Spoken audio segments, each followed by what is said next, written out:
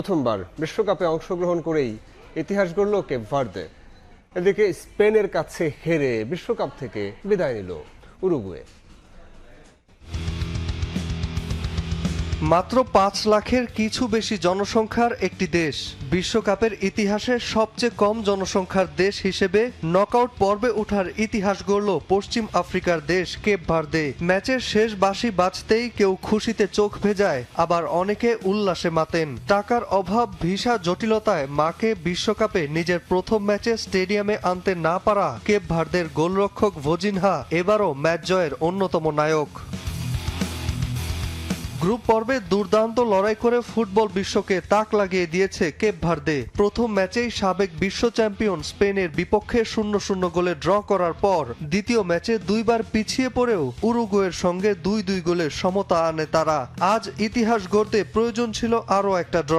সৌদির বিপক্ষে ম্যাচে প্রথমার্ধের যোগ করার সময়ে মোহাম্মদ কানোর হেড দারুণভাবে রুখে দেন ভোজিনহা। কেপ ভার্দেও একাধিক সুযোগ তৈরি করেছিল। 50তম মিনিটে কেভিন পিনার দূরপাল্লার শট অল্পের জন্য ক্রসবারের ওপর দিয়ে চলে যায়। নকআউটে প্রতিপক্ষ হিসেবে আর্জেন্টিনাকে পেয়েছে কেপ ভার্দে। এদিকে বিশ্বকাপে টিকে থাকতে জয়ের বিকল্প ছিল না উরুগুয়ের, কিন্তু বাঁচা মরার সেই ম্যাচে স্পেনের সামনে দাঁড়াতেই পারল না দলটি। 1-0 গোলে হেরে গ্রুপ পর্ব থেকে বিদায় নিতে হয় দুবারের বিশ্ব চ্যাম্পিয়নদের। অন্যদিকে এই জয়ে গ্রুপ এইচ চ্যাম্পিয়ন হয়ে দাপটের সাথে শেষ 32-এ পা রাখল স্পেন। 42তম মিনিটে নিজেদের বক্সের ভেতর বল নিয়ন্ত্রণে বড় ভুল করেন অভিজ্ঞ গোলরক্ষক ফার্নান্দো মুসলেরা। সেই সুযোগ লুফে নেন midfielder Alex Baena. Group champion হওয়া স্পেনের প্রতিপক্ষ হতে পারে অস্ট্রিয়া বা আলজেরিয়ার মধ্যে যে কোনো এক দল। এদিকে ইরাককে 5-0 গোলে উড়িয়ে বিশ্বকাপে শেষ 32 নিশ্চিতের দ্বারপ্রান্তে সেনেগাল। প্রথম আফ্রিকান দেশ হিসেবে বিশ্বকাপে 5 গোলের রেকর্ড গড়ল সেনেগাল। প্রথমার্ধে 1-0 গোলে এগিয়ে থাকা সেনেগালকে বিরতির পর কিছুটা ধুঁকতে হলেও 56 মিনিটের পর মাত্র 26 মিনিটের এক বিধ্বংসী ঝড়ে আরও 4টি গোল করে ইরাককে ম্যাচ থেকে পুরোপুরি ছিটকে দেয় সাদিও মানের দল। নাজমুল হাসান পুলক, সময় সংবাদ।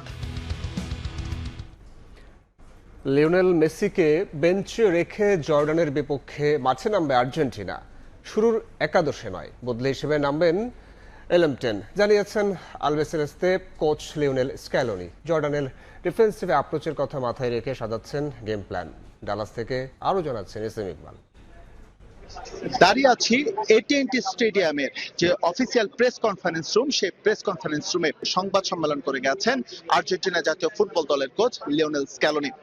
স্ক্যালোনির এই সংবাদ সম্মেলনটা নানা কারণেই আজকে বিশেষ হয়ে আছে, কেননা এই সংবাদ সম্মেলনে তিনি প্রথমবারের মতো তার যে একাদশ সেটা তিনি ডিসক্লোজ করেছেন। আমরা যেমনটা দেখি লিওনেল স্ক্যালোনি সাধারণত তার স্কোয়াড নিয়ে সংবাদ সম্মেলনে কথা বলেন না, তবে আজ তিনি বেশ ফুরফুরে মেজাজে এসেছিলেন এবং এখান থেকে তিনি তার স্কোয়াড সম্পর্কে একটা ধারণা দিয়েছেন। সবার আগে বলতে হয় লিওনেল মেসির কথা। গেল কয়েকদিন ধরেই গুঞ্জন লিওনেল মেসি এই ম্যাচটাতে অর্থাৎ জর্ডানের বিপক্ষে খেলছেন কিনা, কেননা আর্জেন্টিনার রাউন্ড অফ 32 নিশ্চিত হয়ে গিয়েছে। তবে স্ক্যালোনি স্পষ্ট করে দিয়েছেন যে লিওনেল মেসি জর্ডানের বিপক্ষে শুরুর একাদশে থাকছেন না।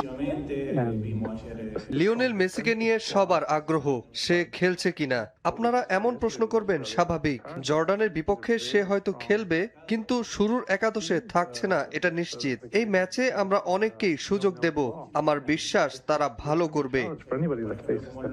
জর্ডান আমরা যেটা জানি সাধারণত অনেকটা ডিফেন্সিভ মোডে খেলে থাকে। স্ক্যালোনিও সংবাদ সম্মেলনে তাই বলেছেন। অন্তত 5 জন ডিফেন্ডার জর্ডানের এই ম্যাচে খেলতে পারেন, সেটা মাথায় রেখে লিওনেল স্ক্যালোনি স্কোয়াড সাজাবেন। তবে তিনি আভাস দিয়েছেন অন্তত 6 থেকে 7 জন ফুটবলারের এই ম্যাচে আর্জেন্টিনার হয়ে বিশ্বকাপের অভিষেক হতে পারে। জর্ডান অনেক ডিফেন্সিভ খেলে, রক্ষণে ওরা 5 ডিফেন্ডার রেখে একাদশ সাজায়। এটা আমাদের ফরওয়ার্ডের চ্যালেঞ্জে ফেলবে, তবে আমরাও এটা মাথায় রেখেই কৌশল সাজাবো। শুধু একাদশ সম্পর্কে নয়, লিওনেল স্ক্যালোনি তার স্ট্র্যাটেজি কি হবে সেটি নিয়েও কথা বলেছেন সংবাদ সম্মেলনে। তবে এটা তিনি বারবার মনে করিয়ে দিয়েছেন যে আর্জেন্টিনা রাউন্ড অফ 32 নিশ্চিত করলেও তিনি তার দায়িত্ব ভুলে যাচ্ছেন না। অর্থাৎ জয়ের যে ধারাবাহিকতা আছে সেই ধারাবাহিকতা রেখেই গ্রুপ পর্বের শেষ ম্যাচে জর্ডানের বিপক্ষে খেলতে চায় বর্তমান বিশ্ব চ্যাম্পিয়নরা। এটিএনটি স্টেডিয়ামের প্রেস কনফারেন্স রুম থেকে এসএম ইকবাল, সময় সংবাদ, যুক্তরাষ্ট্র। This is quite a game. It'll be a free kick.